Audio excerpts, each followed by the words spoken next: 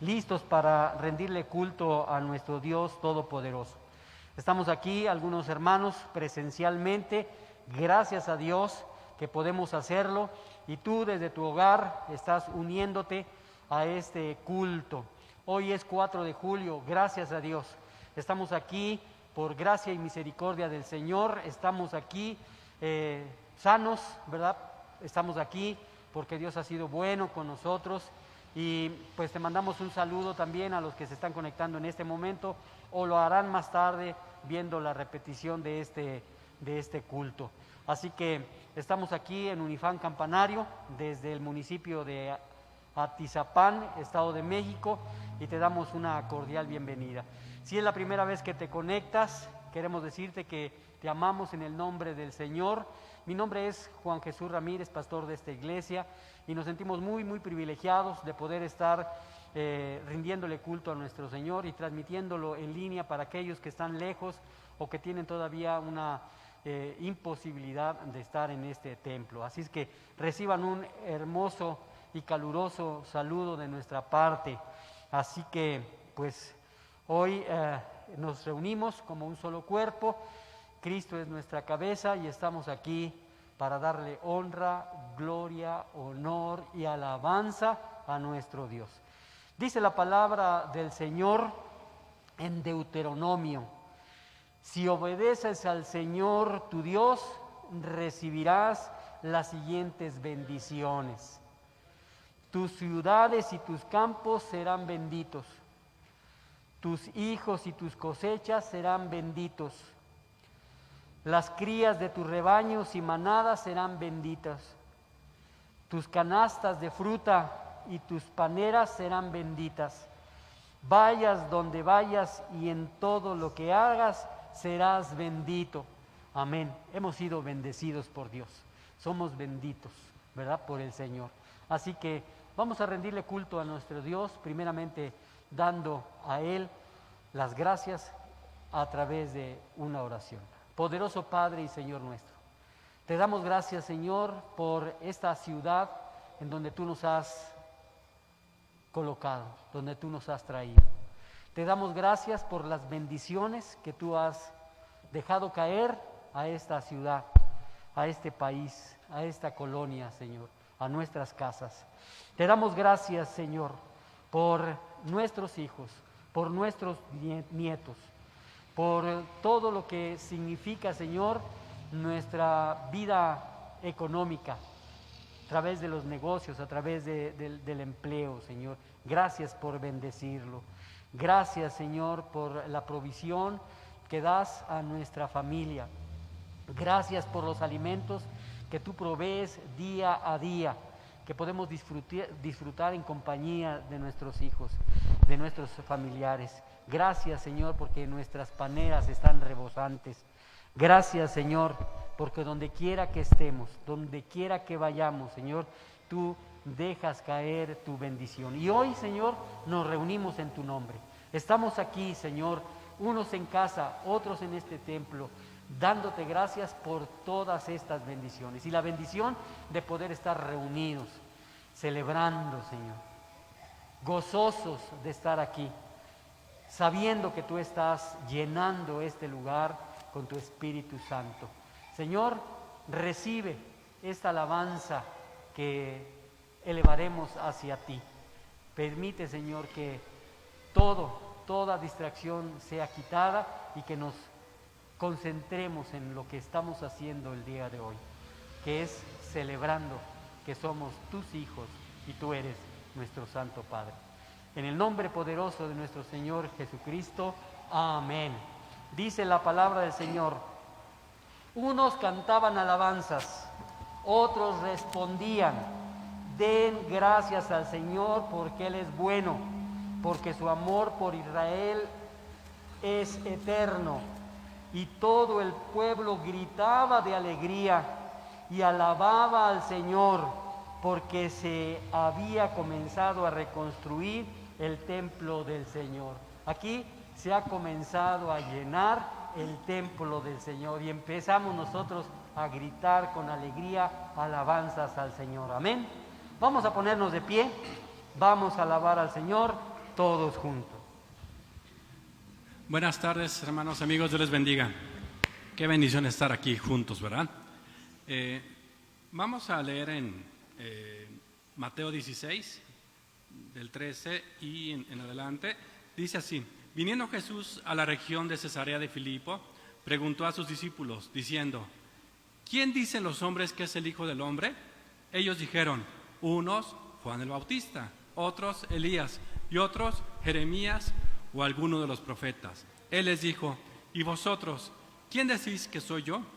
Respondiendo Simón Pedro dijo: tú eres el Cristo, el Hijo del Dios viviente. Amén. Entonces le respondió Jesús: bienaventurado eres, Simón, hijo de Jonás, porque no te lo reveló carne ni sangre, sino mi Padre que está en los cielos.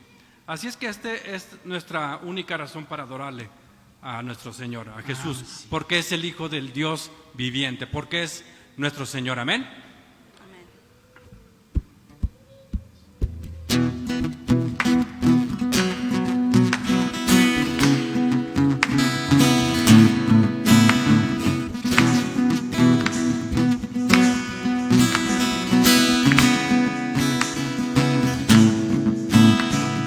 Eres tú la única razón de mi adoración, oh Jesús.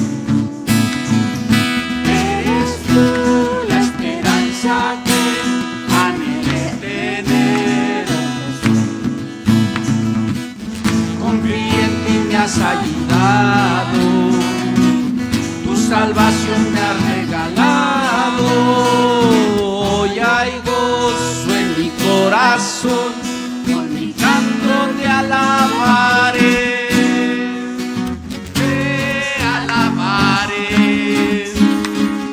te glorificaré, te alabaré, mi buen Jesús. Te alabaré, te glorificaré,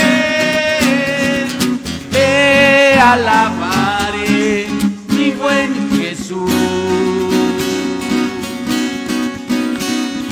Eres tú la única razón de mi adoración, oh Jesús. Eres tú la esperanza que anhelé tener, oh Jesús. Confío en ti, me has ayudado, salvación me has regalado. Hoy hay gozo en mi corazón, con mi canto te alabaré, te alabaré, te alabaré, te glorificaré, te alabaré, mi buen Jesús, te alabaré, mi Señor. Alabaré, te glorificaré, te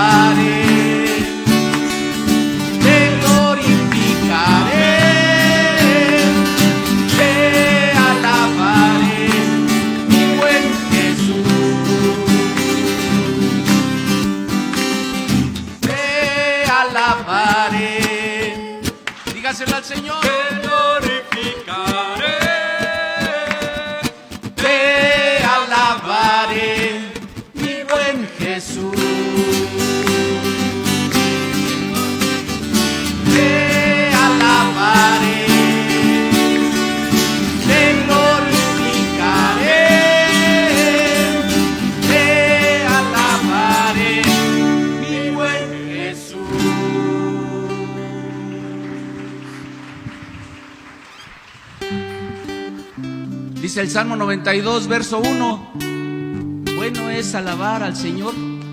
Y es bueno porque siempre es bueno dar halagos a nuestro Padre.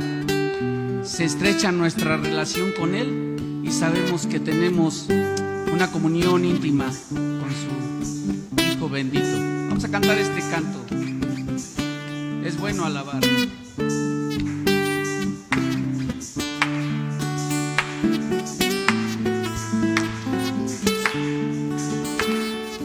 Bueno es alabar, oh Señor, tu nombre, darte honra, gloria y honor.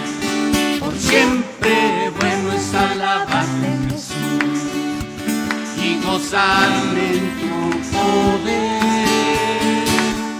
Bueno es alabar, oh Señor, tu nombre, darte honra, gloria y honor. Por siempre bueno es alabarte, Jesús, y gozarme en tu poder, porque grande eres tú, grandes son tus obras, porque grande eres tú, grande es tu amor, grande es tu gloria, que grande eres tú, grandes son tus obras, porque grande eres tú, grande es tu amor, grande es tu gloria. Eres alabado, Señor, tu nombre, darte gloria, por siempre bueno es alabarte, Jesús, y gozar en tu poder. Bueno es alabar, oh Señor, tu nombre, darte honra, gloria y honor. Por siempre bueno es alabarte, Jesús, y gozar en tu poder. ¿Por qué? Porque grande eres tú, grandes son tus obras, porque grande eres tú, grande es tu amor, grande es tu gloria, porque grande eres Señor, grandes son tus obras, porque grande eres tú, grande es tu amor, grande es tu gloria.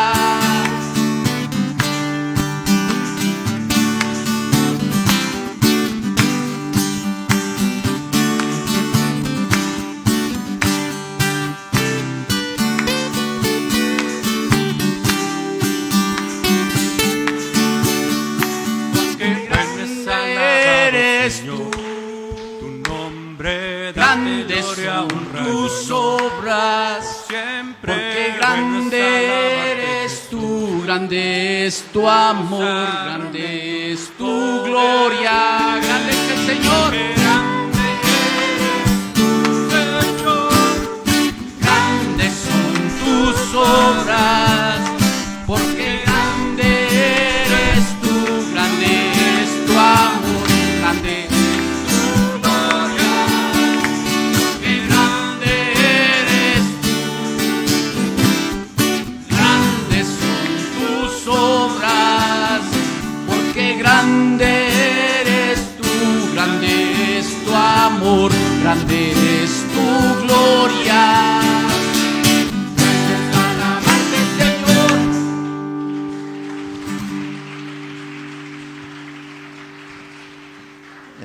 El Salmo 63, 1, 2 dice: Dios, Dios mío eres tú, de madrugada te buscaré, mi alma tiene sed de ti, mi carne te anhela en tierra seca y árida donde no hay aguas, para ver tu poder y tu gloria, así como te he mirado en tu santuario. El siguiente canto nos invita a buscar tanto a Dios que nuestro respirar sea su santa presencia, que su palabra se vuelva nuestro pan de cada día. Le invito a entonar el siguiente canto. Cántele con todo su corazón y con todo su entendimiento.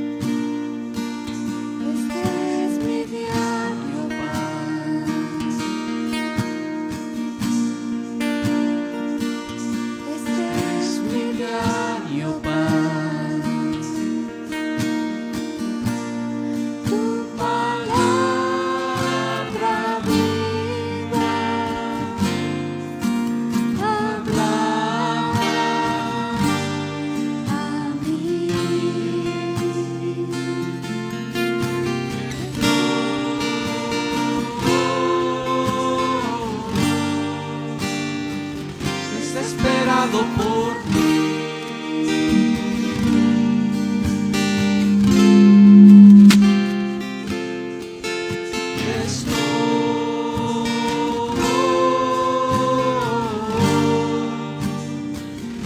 Perdido sin ti.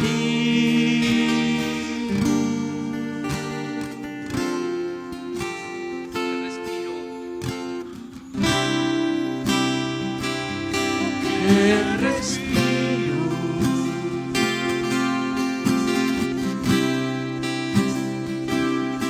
Que respiro. Es tu santa presencia. Viviendo en mí. Es nuestro diario pan. Es mi diario pan.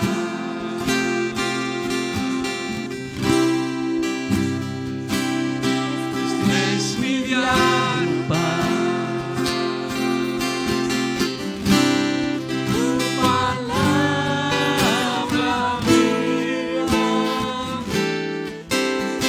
habla a mí.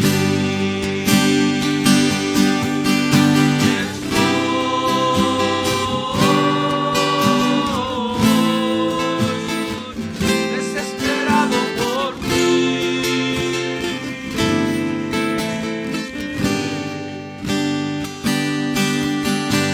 Estoy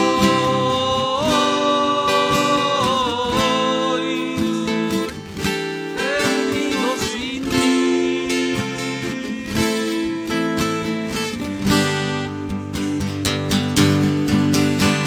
Estoy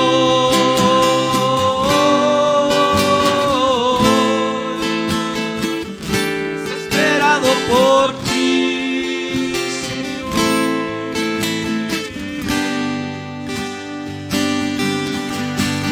Estoy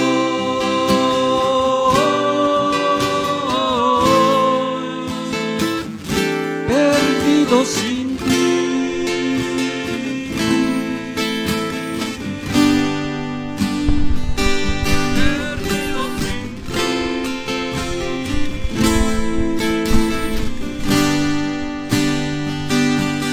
Perdido sin perdido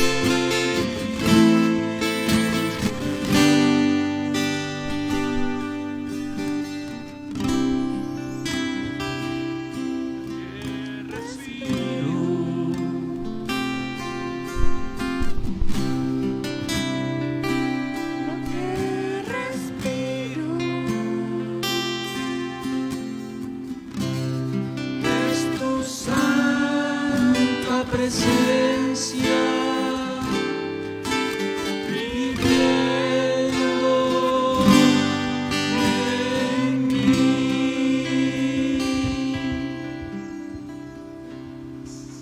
Gracias a Dios.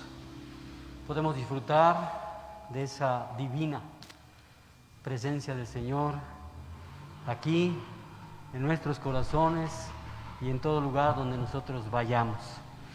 Es tiempo de orar, de interceder. Si quieres mantenerte de pie, si te quieres sentar, si quieres arrodillarte, como tú lo prefieras, vamos a ir al lugar más privilegiado que podemos estar, a los pies del Señor, para orar, para interceder, para dar gracias al Señor. Oremos. Poderoso Padre y Señor nuestro, queremos darte gracias por ser nuestro Padre, nuestro gran Padre, nuestro gran Dios. Sabemos, Señor, que tú nos amaste primero. Y nosotros, Señor, sabemos que nos sigues amando, a pesar de lo que somos, a pesar de nuestras faltas, de nuestras distracciones, de nuestro desinterés, Señor. Tú eres bueno y nos amas. Gracias, Señor, porque nos perdonas, nos enseñas, Gracias por todos aquellos momentos, Señor, en los que hemos caído, flaqueado, debilitado, desanimado, Señor. Tú nos has levantado. Tú, Señor, mantienes tu mano hacia nosotros, brindándonos la ayuda que necesitamos. Gracias por todas esas veces, Señor, y las veces que nos levantarás cuando no podemos hacerlo por nuestra propia fuerza. Gracias, Señor, por todo lo que nos das, por nuestra familia, por nuestro cónyuge, por nuestros hijos, por nuestro trabajo, por nuestro negocio, por nuestra casa, por nuestros alimentos, por la provisión diaria y todas las cosas que nos provees y que a veces no sabemos ni siquiera observar. Por todas las bendiciones que no apreciamos. Gracias, Señor, por el agua, por el lugar para dormir, por la comida diaria. Gracias, Señor. Agradecemos tu protección, tu constante y bondadosa protección.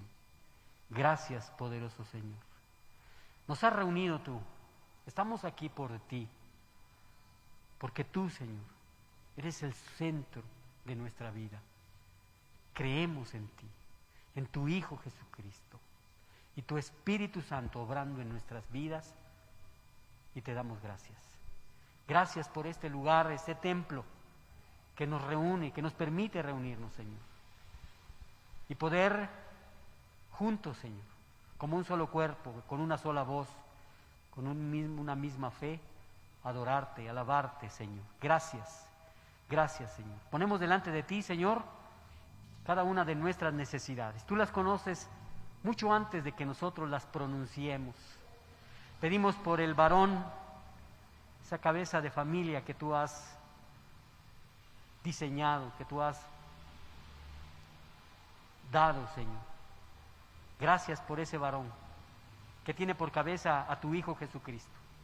Permite, Señor, que él pueda instruirse más en tu palabra y ser ese maestro, ese instructor, ese pastor de su casa.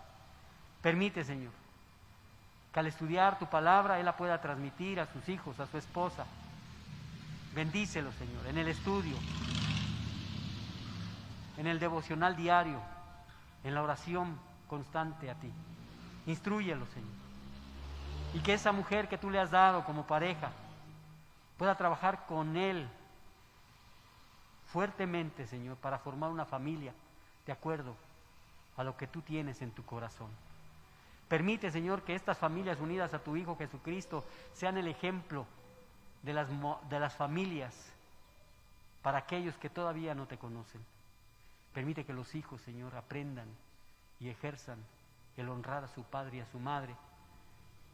Y que juntos, Señor, padres, madres, hijos, Señor, puedan, Señor, construir una iglesia, construir una iglesia y construir una ciudad y construir un país, Señor, que te alabe constantemente.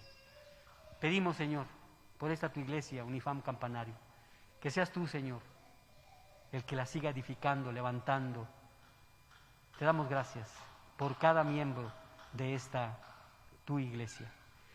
Señor, ponemos delante de ti las peticiones. Nuestro hermano Reinaldo te sigue pidiendo, Señor, y nosotros también por su hermana Virginia, ya que su estado de salud sigue siendo delicado. Pedimos oración por ella, te pedimos, Señor, por ella en esta oración, y que también, Señor, cuides y protejas a sus 4 hijos. Te damos gracias por lo que haces allí.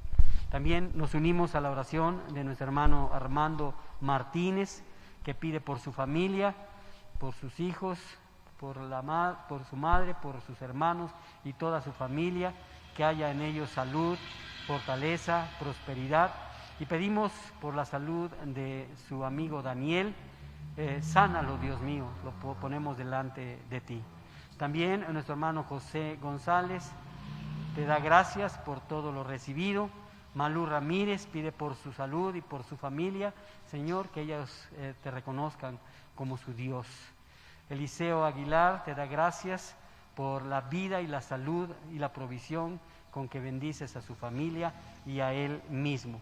Señor, rogamos que sigas obrando en la vida de nuestro hermano Fili, por su salud, por todo lo que él necesita, por nuestro hermano Josué Fuentes, Señor, que está ahora ya muy cerca de este templo y que probablemente, Señor, pronto ya esté con nosotros, por su sanación, la restauración de sus pulmones, por la hermana Sofía, Señor, por la hermana Paulita, que también ha estado enfermas, las ponemos en tus preciosas manos, y también oramos por la petición de nuestra hermana Lupita Villanueva, que te da gracias por la salud, por la de su familia y por todas las bendiciones. Oramos por el papá de nuestro hermano Sergio Romero. Señor, él se encuentra todavía hospitalizado, ha recibido transfusión de sangre, ha recibido una cirugía. El Señor ha ido progresando poco a poco conforme a tu voluntad, y pedimos, Señor, que sigas interviniendo poderosamente en la vida de Gilberto Romero y en la vida de sus familiares, de quienes lo aman. Señor, sabemos que tú tienes algo especial para esta familia. Señor, ahora queremos pedirte que a través de tu palabra podamos saber más de ti, podamos aprender de lo que tú deseas para nuestra vida. Que tú te des a conocer, Señor, a través de tu palabra, y que nosotros, Señor, podamos amarte más y más y más al saber y reconocer quién es nuestro Dios. Señor, para ti toda la alabanza, toda la gloria, todo el honor. En el nombre poderoso de tu Hijo amado, Jesús, nuestro Señor. Amén. Toma tu lugar, por favor. Gracias a Dios. Estamos de nuevo aquí poniendo atención en lo que Dios tiene para cada uno de nosotros. Como pueden ver, el día de hoy estamos todavía en el libro, en la epístola a los Hebreos. Con su permiso voy a quitar el tapabocas para que pueda ser un poco más entendible lo que voy a compartir. En el mes de abril, el 18 de abril, comenzamos nuestro estudio y nuestra predicación sobre la epístola a los Hebreos. De entonces a la fecha hemos estado escuchando y aprendiendo sobre esta hermosa epístola. Quisiera compartirte algo antes de entrar en el mensaje. En el estudio de la palabra, al elegir un capítulo o al elegir un libro, se deben considerar algunas cosas para el estudio, un estudio profundo de la palabra de Dios. Así lo hacemos cuando vamos en forma personal a estudiar. Tenemos que considerar algunas cosas, y sobre todo quienes predicamos la palabra de Dios, tenemos que considerar algunas cosas. Por ejemplo, se debe examinar el propósito del capítulo o del libro que se va a enseñar o se va a predicar. ¿Quién fue el autor? ¿Cuándo y a quiénes se escribió? Se debe de identificar cuál es el mensaje y cómo se relaciona este capítulo o este libro con los demás. Y aplicando todo esto, podríamos llegar a una idea general sobre el libro de Hebreos. El libro de Hebreos, en forma general, habla todo acerca de la fe. Todo acerca de la fe. Hebreos es uno de los 3 comentarios del Nuevo Testamento acerca de un solo versículo en el Antiguo Testamento. Repito, Hebreos es uno de los 3 comentarios del Nuevo Testamento acerca de un solo versículo del Antiguo Testamento. Este versículo está en Habacuc, en la parte B, Habacuc 2:4, en la parte B, que dice: mas el justo por la fe, por su fe vivirá. Fíjense el potencial de este versículo y de toda palabra del Señor. Mas el justo por su fe vivirá. Se dice que este versículo hizo que se encendiera, por decirlo de alguna manera, se encendiera la llama del corazón de Martín Lutero. Martín Lutero, que dio origen a la Reforma Protestante hace más de 500 años. También se dice que este versículo le abrió los ojos a Agustín y le ayudó a convertirse en un poderoso hombre de fe, y sigue siendo este versículo aún hoy el que conmueve y transforma corazones.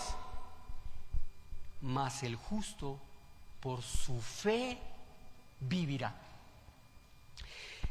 Es un tema que se amplía en Romanos, que se amplía en Efesios y por supuesto en esta epístola a los Hebreos.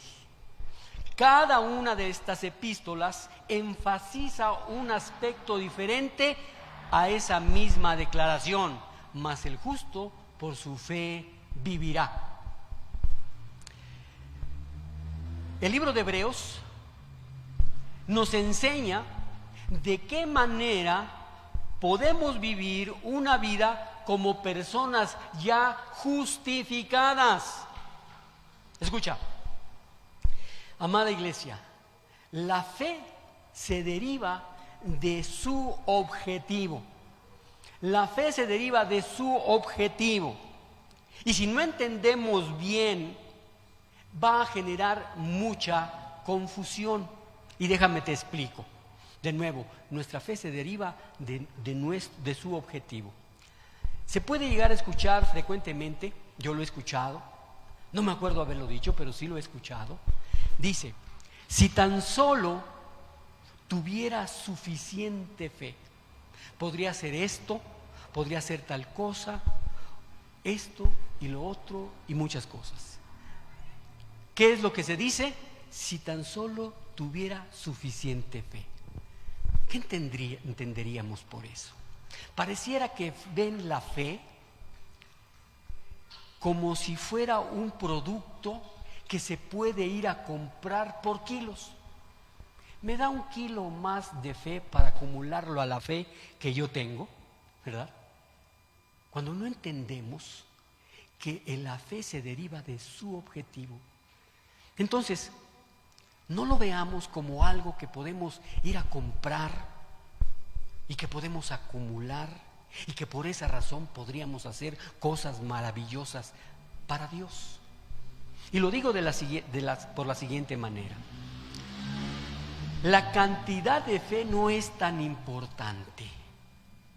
El mismo Señor Jesús lo dijo. Veamos, en Mateo 17:20, dice en la Nueva Traducción Viviente: ustedes no tienen la suficiente fe, les dijo Jesús. Les digo la verdad, si tuvieran fe, aunque fuera tan pequeña como una semilla de mostaza, podrían decirle a esa montaña: muévete de aquí hasta allá, y la montaña se movería, nada sería imposible. ¿Te imaginas lo que observó el Señor Jesús cuando expresó estas palabras? ¿Qué vería de fe en aquellos a quienes les dirigió estas palabras? ¿Alguno conoce la semilla de mostaza? Es pequeñísima. Y el Señor Jesús está diciendo: si tuvieran fe, aunque fuera tan pequeña como una semilla de mostaza, podrían decirle a una montaña: muévete. No es la cantidad, lo importante en la fe, sino la calidad. Es aquello en lo que depositamos nuestra fe. ¿En qué estás tú depositando tu fe?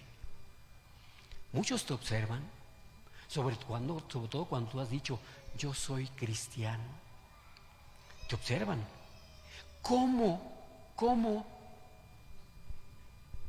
respondes a las circunstancias adversas? ¿En qué te centras? ¿En quién esperas? ¿En quién crees? He sabido de muchos que cuando no se sienten bien, recurren a otras cosas que a Dios le desagradan, porque su fe ni siquiera es así de pequeña en el Señor Jesús. Entonces, no es la cantidad lo que es importante en la fe, sino aquello en lo que depositas tu fe. Si yo te preguntara, hermano, hermana, ¿cuál es el objeto de tu fe? Tal vez algunos amigos, familiares, vecinos, a los que tú les has compartido que tú eres cristiano, te pueden preguntar esta misma. ¿Cuál es el objeto de tu fe? ¿Qué respondes? Fíjate bien, la fortaleza de la fe está directamente relacionada con la fortaleza de aquello en lo que tú crees. De nuevo, la fortaleza de la fe está directamente relacionada con la fortaleza de aquello en lo que tú crees. De nuevo la pregunta, hermano, ¿en qué crees? ¿En qué crees? ¿En quién crees? ¿Qué clase de persona es en la que tú crees? Y te lo van a preguntar cuando te vean desconcertado, abatido, triste. Por lo tanto, cuando se habla acerca de la fe en esta epístola a los hebreos, es preciso que nos ayude a saber cuál debe ser el objetivo de nuestra fe. Porque nuestra fe será fuerte si creemos y entendemos que el objetivo de la fe también es fuerte. Por eso se debe que este libro sea el libro que más gira en torno a Cristo en todo el Nuevo Testamento. Se concentra en Jesucristo y por lo tanto es uno de los libros más importantes que deberíamos de leer cuando estamos derrotados, desanimados, deprimidos. De nuevo, es uno de los libros más importantes que deberíamos de leer, no solo de leer, de estudiar, no solo de estudiar, de escudriñar, de memorizar cuando nos sentimos desanimados, derrotados o deprimidos. ¿Por qué? Porque enfatiza el carácter, las cualidades de Cristo el Señor. Se nos dice que debemos ser como Jesucristo. Se nos dice que debemos imitar a Jesucristo. Entonces, ¿qué? ¿Nos dejamos la greña larga? ¿La barba crecida? No. Debemos aprender el carácter del Señor Jesucristo. ¿En dónde lo vamos a aprender? ¿En dónde? El libro de Hebreos es algo importante para conocer el carácter de nuestro Señor Jesucristo y ser como el Señor Jesucristo.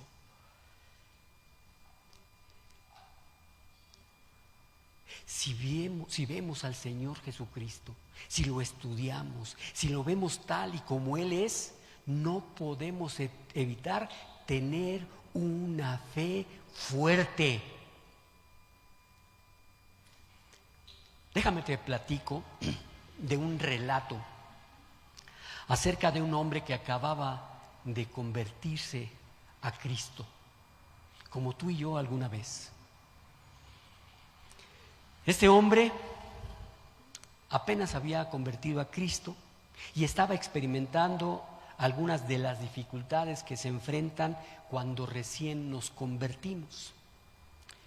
Él se refiere a las dudas de la fe. ¿Sí o no alguna vez te preguntaste, ¿y habré hecho lo correcto?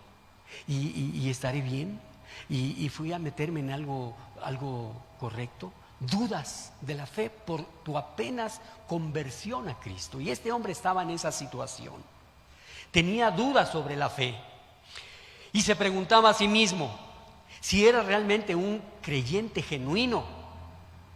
Se sentía frustrado con su propia falta de crecimiento.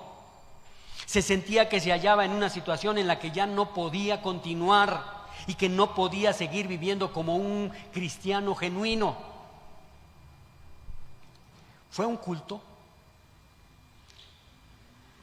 en el que el pastor estaba predicando acerca de versículos de Efesios, que hablaba acerca de Cristo, que el Señor estaba sentado a la diestra del Padre y que nosotros podíamos ser reconciliados con Él, que nuestra vida estaba escondida en Cristo, estaba escondida con Cristo en Dios. El pastor habló acerca de Cristo como cabeza del cuerpo. El pastor estaba hablando de Cristo como la cabeza del cuerpo. Y dijo que nosotros somos el cuerpo y que Cristo es la cabeza. Y que como la cabeza de ese cuerpo está sentado a la diestra del Padre. Este hombre, que estaba confundido en cuanto a su fe, le cayó esa verdad profundamente en su corazón. Yo soy parte del cuerpo y Cristo es mi cabeza. Esta verdad cayó profundamente en el corazón de este hombre, y al darse cuenta de que, a pesar de que estaba luchando y de que estaba nadando en contra de la corriente, su cabeza sobresalía por encima de las aguas y experimentaba ya la victoria y el triunfo a la diestra de Dios. Y pegó un salto y dijo: ¡Aleluya! ¿Quién ha dicho que alguien se puede ahogar mientras su cabeza sobresale del agua? ¿Entendemos? Cuando te has sentido así, conviene saber que aún en medio de toda la tristeza, de todo el dolor, de toda la frustración, Cristo es tu cabeza y Él está por encima ayudándote. ¿Entendemos?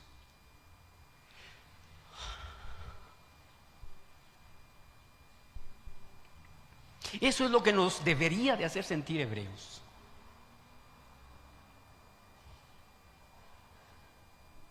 Nos ayuda a concentrarnos en aquel que ya ha obtenido la victoria. Nosotros estamos participando en una batalla que ya ha sido ganada. Y eso es lo que nos debería de estimular. Cuando caminamos conforme a la carne, entonces estamos participando de una batalla que ya está perdida. Muchos se alejan, muchos se regresan. Cuando caminamos conforme a la carne, estamos participando de una batalla en la que ya está perdida. Y no hay más, ni siquiera una mínima oportunidad, ni esperanza de obtener la victoria. Pero cuando caminamos en el Espíritu, conforme al Espíritu, la batalla ha sido ya ganada. En los primeros capítulos de Hebreos hemos visto que Jesucristo es superior a... Exacto. También a los ángeles, a los profetas. Superior.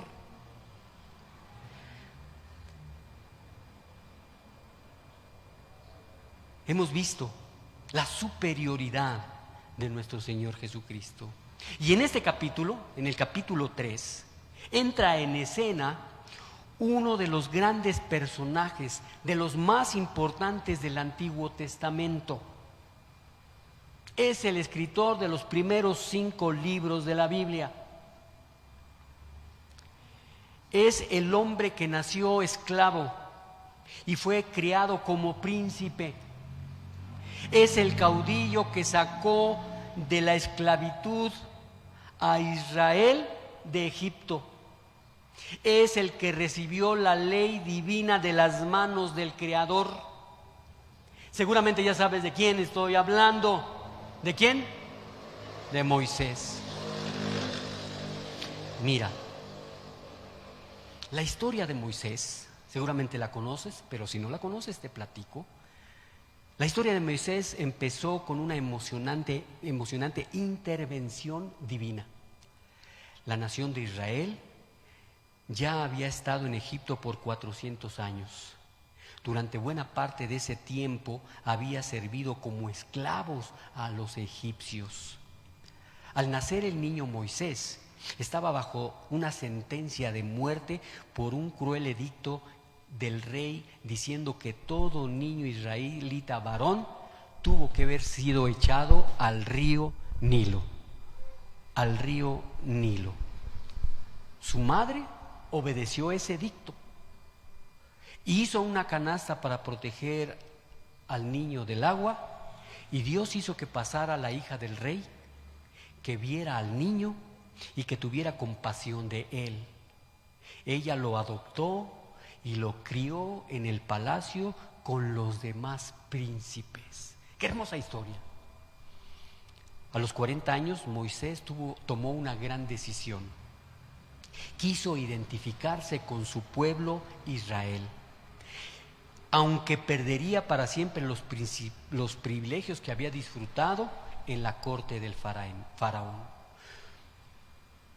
Creyendo que estaba sirviendo a Dios, mató a un egipcio por maltratar a una israelita. Luego huyó del país y vivió como pastor de ovejas en una tienda en Madián durante otros 40 años. Ya estamos hablando de que Moisés tenía 80 años. A los 80 años la vida de Moisés tomó un giro completo.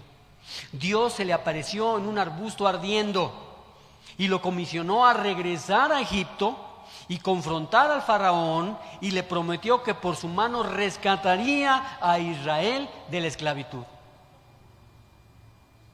¿Qué harías tú?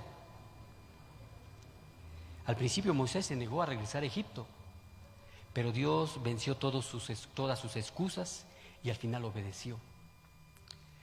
La confrontación de Moisés y su hermano Aarón con el faraón fue sumamente emocionante. Seguramente lo recuerdas. Dios azotó la nación de Egipto con 9 plagas y terminó con el juicio de quitar la vida a todos los primogénitos en el país. Solamente los que esparcieran sangre de un cordero perfecto sobre el dintel y los postes de la puerta de la casa escaparon de la muerte. La nación de Israel salió de Egipto la noche de esa primera Pascua. Moisés guió a los israelitas durante 40 años mientras peregrinaban en el desierto entre Egipto y Canaán. Seguramente tú ya sabías esa historia, pero es bueno refrescarla y tiene una razón. Durante este periodo, Dios mostró su poder de una manera extraordinaria. Alimentó a su pueblo, le dictó la ley a su siervo Moisés. Durante todo ese tiempo Moisés sirvió fielmente a Dios. Moisés hablaba personalmente con Dios. ¿Te imaginas ese privilegio? Moisés hablaba personalmente con Dios y enseñaba con fidelidad y celo la palabra de Dios al pueblo. Cuando murió, a los 120 años, el nombre, este nombre de Moisés estaba grabado en el corazón de la nación de Israel. ¿Por qué? Porque era su héroe, era su caudillo, era su ejemplo. ¿Quién pudiera superar a Moisés como líder de Israel? Como líder del pueblo de Dios a nivel mundial. ¿Quién? ¿Quién podría superarlo? Aquí en el capítulo 3 de la epístola a los Hebreos vemos quién es superior a Moisés. Hebreos 3, 1 y 2, Reina Valera 60, dice: por tanto, hermanos santos, participantes del llamamiento celestial, considerad al apóstol y sumo sacerdote de nuestra profesión, Cristo Jesús, el cual es fiel al que le constituyó, como también lo fue Moisés en toda la casa de Dios. Fíjense, aquí hay algo muy importante que debemos considerar. Varias cosas importantes. Se los leo esta misma porción en la Nueva Traducción Viviente. Se las leo nada más. Dice: así que, amados hermanos, ustedes que pertenecen a Dios y tienen parte con los que han sido llamados al cielo, consideren detenidamente a este Jesús, a quien declaramos mensajero de Dios y sumo sacerdote, pues él fue fiel a Dios, quien lo nombró, así como Moisés fue fiel cuando se le encomendó toda la casa de Dios. Miren, la carta a los hebreos estaba dirigida a los creyentes. Estaba dirigida a los creyentes en Cristo. Y lo tenemos por seguro porque hay dos frases en este versículo que nos dan certeza de eso. Si ves bien, dice que los que reciben esta carta son los hermanos santos. Solamente los que han sido lavados por la sangre de Cristo pueden ser llamados santos. Esta carta estaba dirigida a los cristianos. Y también hay otra frase, la cual reciben esta carta: participantes del llamamiento celestial. La palabra participantes, entendámosla como socios, como compañeros. Entonces, la carta de los hebreos está dirigida a los creyentes en Cristo. Todos juntos hemos sido llamados por el mismo Dios. Hemos respondido a su voz y estamos unidos en un grupo de compañeros con Él y con nuestros hermanos. Los que somos de Cristo nunca tendremos que sentirnos ni aislados ni solitarios. Formamos parte de una gran compañía de santos redimidos. Amén. Somos de esa parte. Estamos acompañados de una gran cantidad de santos redimidos. Ahora, el escritor de Hebreos nos invita, fíjate bien, y no perdamos esto, nos invita como hijos de Dios a considerar al Señor Jesús, a considerar detenidamente, a mirar con gran atención, a escudriñar a Jesucristo el Señor. Eso es lo que nos está invitando. Debemos estudiar detenidamente a nuestro Señor y Salvador. Se está interrumpiendo, ¿verdad? Debemos estudiar detenidamente a nuestro Señor y Salvador, porque es del todo maravilloso, majestuoso. portentoso.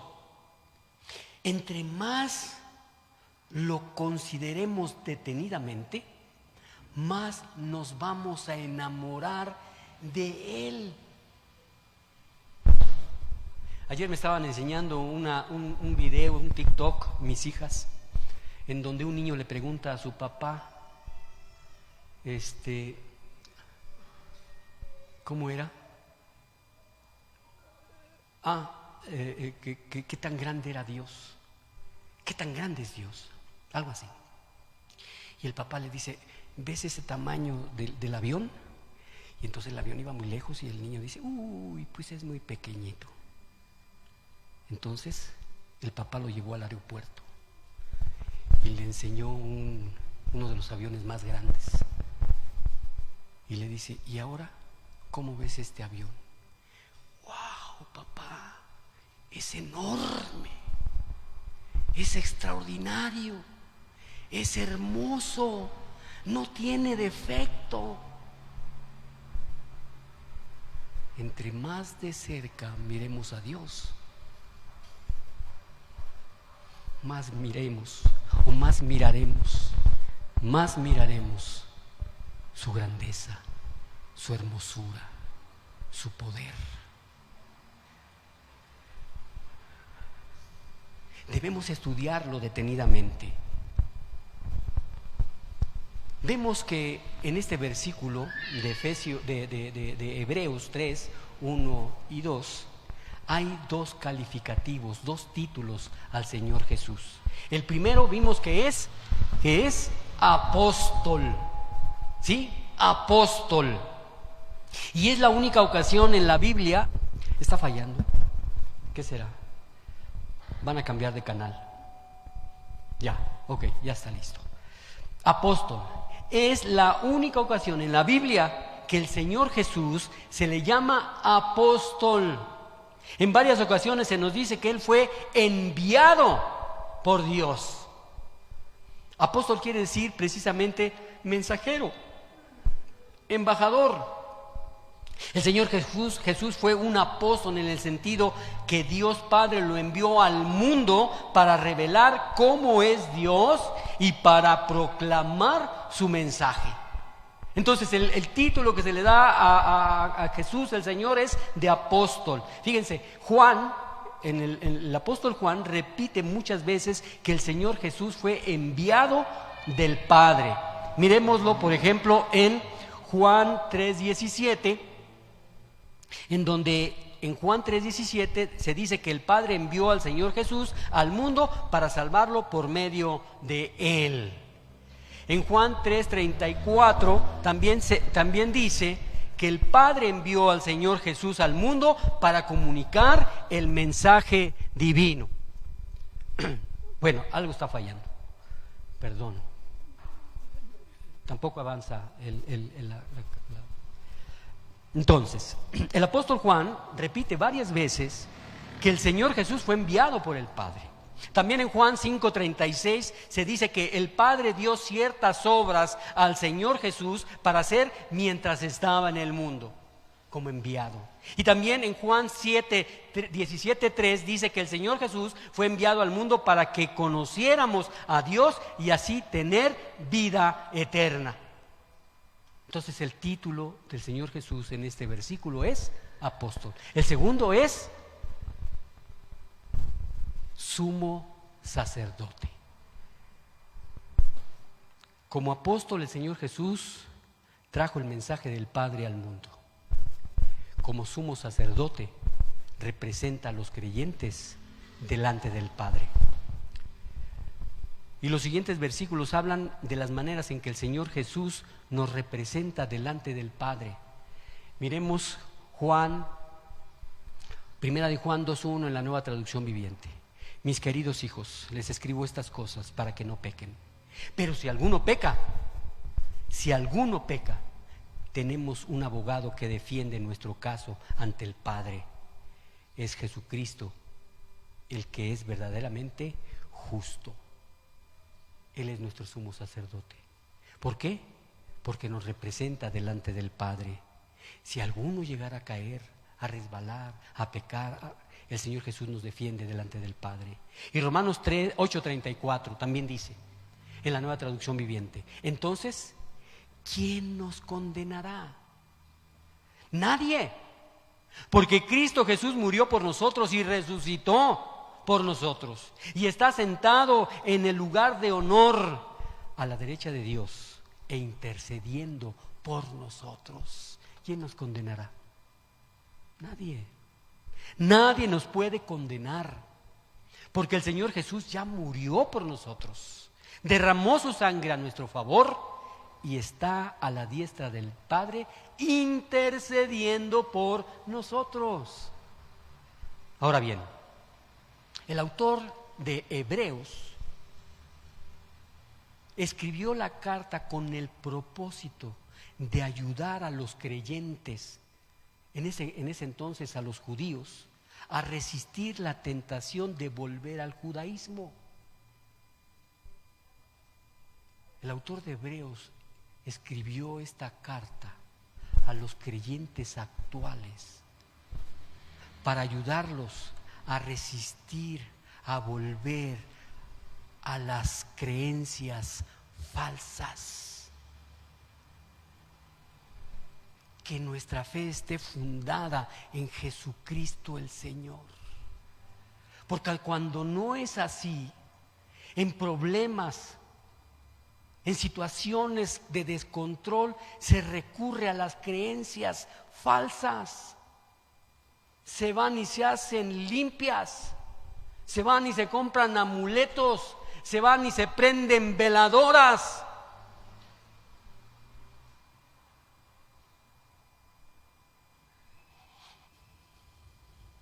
El autor de Hebreos escribió la carta con el propósito de ayudar a los creyentes a la tentación de volver a sus creencias incorrectas, falsas. Para lograr este fin, presenta a Cristo el Señor como superior a todo lo que se conocía antes de convertirse. En este pasaje se nos está enseñando que el Señor Jesús es superior a Moisés, es superior a cualquier otro. Hebreos 3:2, Nueva Traducción Viviente, nos dice, pues él fue fiel a Dios, quien lo nombró, así como Moisés fue fiel cuando se le encomendó toda la casa de Dios. Fíjate bien.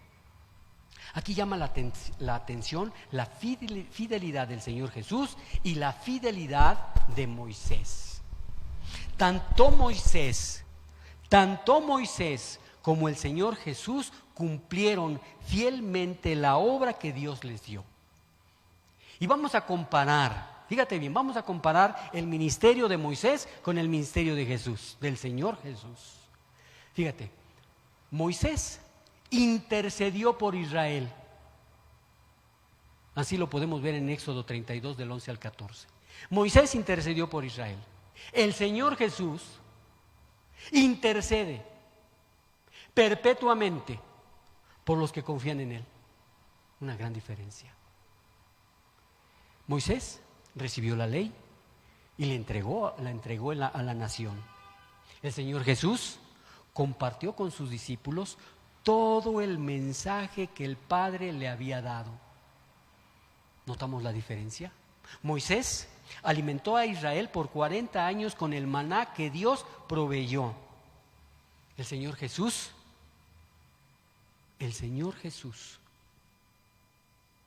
alimenta espiritualmente para siempre a los que confían en Él. Moisés fue el instrumento por el cual Israel recibió la ley. El Señor Jesús fue el instrumento por el cual la gracia y la verdad de Dios entró al mundo. ¿Vemos la diferencia? Estos son apenas unas cuantas comparaciones que pudiéramos hacer entre el ministerio de Moisés y el ministerio de Jesús. ¿Quién es superior? Jesucristo. Aunque los dos eran fieles en hacer la voluntad de Dios, vemos en cada caso que el ministerio de Jesús es superior al de Moisés. Es más perdurable, es más profundo. La intercesión de Moisés fue efectiva en el momento, pero la intercesión del Señor Jesús es eterna. La ley fue excelente, pero la gracia del Señor Jesús es inmensa y sin igual. El maná alimentó físicamente a Israel durante 40 años, pero el Señor Jesús alimenta espiritualmente a los suyos continuamente y para siempre. La ley fue débil porque dependía de la obediencia humana para traer bendición. La gracia de Dios es segura porque depende de la obediencia del Señor Jesús para traer bendición. Hermanos, no hay como nuestro Señor, no hay como el Señor Jesús. Él es el más grande. El Señor Jesús, el Creador, tiene más gloria que Moisés el siervo. Veamos Hebreos 3 y 4, Nueva Traducción Viviente. Pero Jesús merece mucha más gloria que Moisés.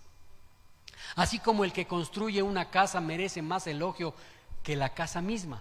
Pues cada casa tiene un constructor, pero el que construyó todo es Dios. El que hace una casa tiene más gloria que el que la administra. En estos versículos, la casa se refiere simbólicamente al pueblo de Dios. Moisés, a la verdad, administró la casa de Dios, o sea, la nación de Israel. Cuando guió a Israel de Egipto a Canaán. El Señor Jesús, en cambio, es ni más ni menos el creador de la casa, tanto la de Israel como la iglesia de Jesucristo ahora. Esta es una fuerte evidencia de que la deidad del Señor Jesús es absoluta. Si el Señor Jesús hizo la casa y Dios hizo todas las cosas, el Señor Jesús tiene que ser Dios. Moisés fue fiel al cumplir sus deberes como siervo. Hebreos 3:5. Moisés 3:5. En verdad Moisés fue fiel como siervo en la casa de Dios. Su trabajo fue una ilustración de las verdades que Dios daría a conocer tiempo después. Fíjate bien, Moisés sirvió muy bien a Dios como siervo en su casa. Hemos visto algunas de las maneras que sirvió el Señor mientras guió a la nación de Israel por el desierto. Ahora, fue un ministerio muy arduo el de Moisés. ¿Por qué? ¿Cómo era la nación de Israel? ¿Dócil? ¿Obediente? ¿Mansa? Todo lo contrario. La misión el ministerio de Moisés fue arduo, ya que los israelitas no fueron fáciles de gobernar. En varias ocasiones, fíjense, levantaron piedras para golpear a Moisés, para matarlo, y Dios lo rescató. Moisés entonces se desanimó más de una vez y exasperado clamó a Dios que lo liberara de tener que soportar a un pueblo tan necio, rebelde, desobediente, todo eso. Sin embargo, cumplió fielmente su ministerio hasta que Dios lo llamó para estar con él. Moisés nos da ejemplo de servicio, y de un servicio verdaderamente abnegado, de una vida consagrada a Dios.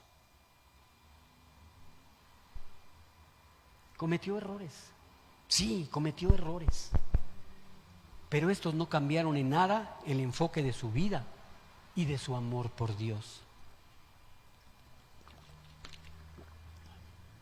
Hebreos 3:6, Reina Valera 60. Pero Cristo como hijo sobre su casa,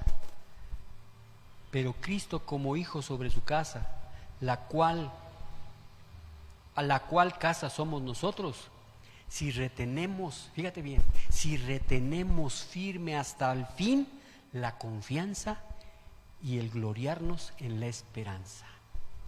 De nuevo lo leo. Pero Cristo como hijo sobre su casa, la cual casa somos nosotros, si retenemos firme hasta el fin la confianza y el gloriarnos en la esperanza. Podemos ver que el Señor Jesucristo está construyendo su casa, pero la entrada a su casa, hermanos, tiene una condición. Tiene una condición. ¿Cómo nos volvemos miembros de la casa de Dios? Observemos lo que dice en este versículo. Si retenemos firme hasta el fin la confianza. Una metáfora para ilustrar esto sería un barco que retiene firme su curso. Todos tenemos la imagen de un capitán en un barco, en el timón, que mantiene firme el curso de un barco.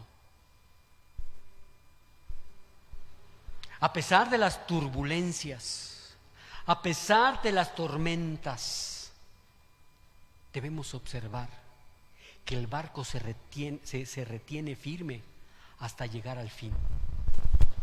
De no hacerlo, entonces nunca llegará a un puerto seguro. ¿Qué es lo que debemos retener? Debemos retener nuestra confianza en la esperanza de la salvación.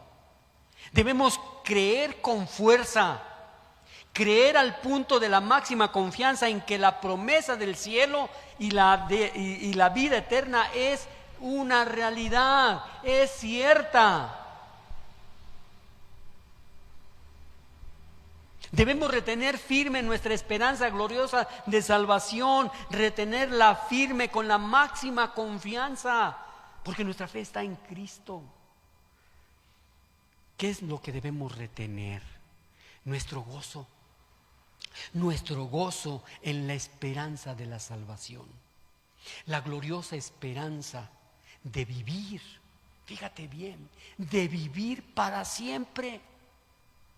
De vivir para siempre y en todas las promesas de Dios que son maravillosas en nuestro corazón, y debería estar ese corazón lleno de gozo, de alegría. Debemos andar en gozo del Señor a pesar de las circunstancias. Y te voy a dejar con un pensamiento. Recordemos la exhortación inicial. El escritor de Hebreos nos invita como hijos de Dios a considerar al Señor Jesús con detenimiento, considerar detenidamente, mirar con gran atención, escudriñar, centrar nuestra atención en Jesucristo. Y lo más tremendo de este asunto, hoy mismo, desde muy temprano, en muchas iglesias, en muchos templos, hay muchos creyentes que están sentados delante de un predicador, de un pastor, de un maestro. Y el nombre de Jesús está siendo predicado. La persona de Jesús está siendo revelada. Y lo más trágico que está sucediendo en muchos templos, desde muy temprano hasta muy tarde, en toda reunión, es que hay creyentes que están dormidos, con sus mentes distraídas, tratando de solucionar sus problemas, poniendo su atención en otra cosa y en otra persona. Y esto a la verdad es trágico, porque la oportunidad que tenemos de conocer a Dios como iglesia es en el templo, en la predicación, en la enseñanza. Por eso es trágico, porque Jesucristo es superior a todos, a Moisés, a los ángeles, a los profetas. Fue uno de los hombres más grandes que haya existido y existirá.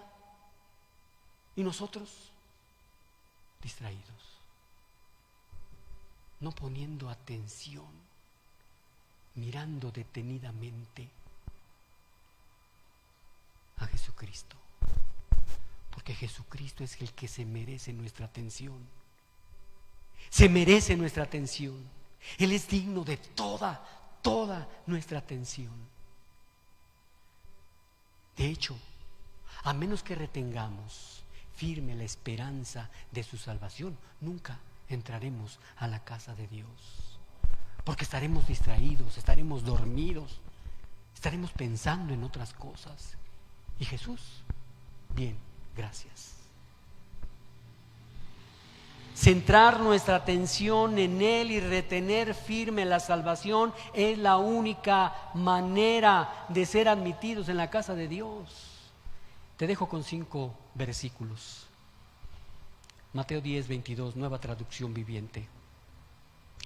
Todas las naciones los odiarán ustedes por ser mis seguidores, pero todo el que se mantenga firme hasta el fin será salvo. Gálatas 6:9, Traducción Viviente. Así que no nos cansemos de hacer el bien. A su debido tiempo cosecharemos numerosas bendiciones si no nos damos por vencidos. Segunda de Timoteo 3:14, Traducción Viviente. Pero tú debes permanecer fiel a las cosas que se te han enseñado. Sabes que son verdad, porque sabes que puedes confiar en quienes te las enseñaron. Segunda de Pedro 3:17. Queridos amigos, ustedes ya saben estas cosas, así que manténganse en guardia. Entonces no serán arrastrados por los errores de esta gente perversa y no perderán la base firme que tienen. Apocalipsis 3:11. Dice el Señor: yo vengo pronto. Yo vengo pronto. Aférrate. Aférrate a lo que tienes, para que nadie te quite tu corona. Amén. Ese es nuestro Dios. Ese es Jesucristo. Es la base de nuestra fe. Es la fuerza de nuestra fe. No te distraigas, no te duermas, no pienses en nadie más que no sea en Jesucristo. Amén. Vamos a orar. Poderoso Padre y Señor nuestro, te damos muchas gracias. Muchas gracias, Señor, por mostrarnos de nuevo, una y otra vez, Señor, en quién debemos depositar nuestra confianza. ¿Quién es tu Hijo? ¿Quién es nuestro Salvador? ¿Quién es nuestro Señor? ¿Quién es nuestro Pastor? Ayúdanos, poderoso Señor, a retener, a disfrutar, a enamorarnos más de tu Hijo Jesús, a mirarlo de cerca y poder imaginarnos la grandeza, la magnificencia, el esplendor, que lo miremos con gozo y aprendamos de Él constantemente. Te damos gracias, poderoso Señor, por esta iglesia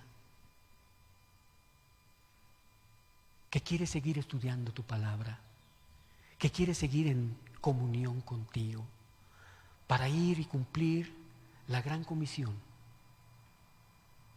el gran mandamiento de amarte a ti por sobre todas las cosas y amar a nuestro prójimo como a nosotros mismos, de ir y predicar el evangelio a todas las naciones, haciendo discípulos. Que esta iglesia, Señor, tome la fe, aún así de pequeña, como un grazno de mostaza, para que sucedan cosas grandes y maravillosas a través del poder de tu Espíritu Santo. Oramos en el poderoso nombre de tu Hijo, de nuestro amado Señor y Salvador Jesucristo. Amén. ¿Quieres alabar el nombre del Señor? Amén. Levántate y alabemos a Dios.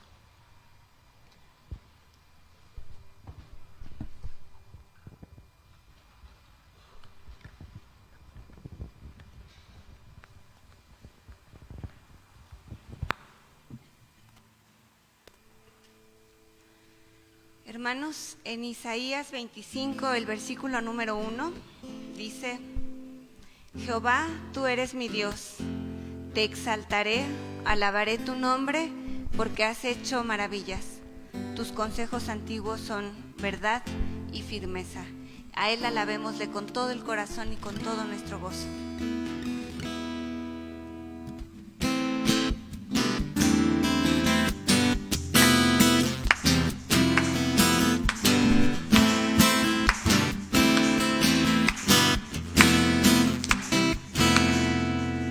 Ganado la victoria para mí. El pecado has vencido, has ganado la batalla tú por mí. Has ganado la victoria para mí. El pecado has vencido, ganado la batalla tú por mí, porque tú eres mi Dios en los cielos, porque tú eres mi Dios en la tierra, porque tú eres mi Dios en los cielos. Eres mi Dios y te alabaré.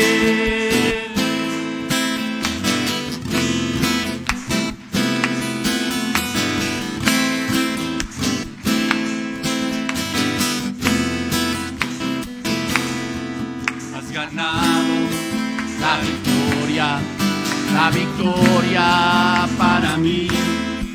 Al pecado has vencido. Has ganado la batalla tú por mí. Has ganado la victoria para mí. Al pecado has vencido. Has ganado la batalla tú por mí.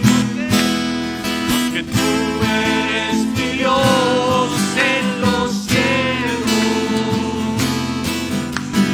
tú eres mi Dios en la tierra, porque tú eres mi Dios en los cielos, tú eres mi Dios y te alabaré, porque tú eres mi Dios en los cielos, tú eres mi Dios en la tierra, porque tú eres mi Dios en los cielos, tú eres mi Dios alabaré. Tú eres mi Dios, y te alabaré. Amén. Gloria a Dios. A Él es al que tenemos que alabar en toda nuestra vida, con todos nuestros actos, con todos nuestros pensamientos. Amén. Vamos a despedirnos en oración, dando gracias a Dios por ser nuestro Dios. Señor y Dios poderoso Padre, qué grato es estar en tu casa y poder estar delante de ti, Señor, adorándote y alabándote.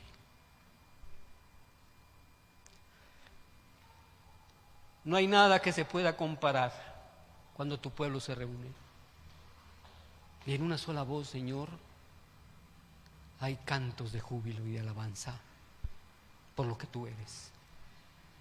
Gracias te damos, poderoso Padre, por mantenernos unidos, por tomarnos de la mano y guiarnos hacia ti. Pedimos, Señor, que esta semana continuemos, Señor, escudriñando tu palabra, que cada día, Señor, dediquemos un tiempo para estar en comunión contigo, a través de tu palabra, a través de la oración, a través de la alabanza, y que nos podamos reunir, Señor, por los diferentes medios, para seguir creciendo y conociendo a tu Hijo Jesucristo. Bendice, Señor, esta semana nuestras labores diarias, en casa, en los negocios, en el trabajo, en donde quiera que estemos. Bendice, Señor, nuestro entrar y nuestro salir. Bendice nuestra mesa, nuestra alacena, nuestra ciudad. Bendice, Señor, nuestras vidas. Lo pedimos en el poderoso nombre de tu Hijo amado, Jesús nuestro Señor. Amén. Toma tu lugar y despedimos a nuestros hermanos que están conectados a través del Facebook en línea. Dios les bendiga, que tengan una extraordinaria semana y que sigan poniéndose en comunión con el Señor. Nos vemos la próxima semana, si Dios lo permite. Muy bien, pues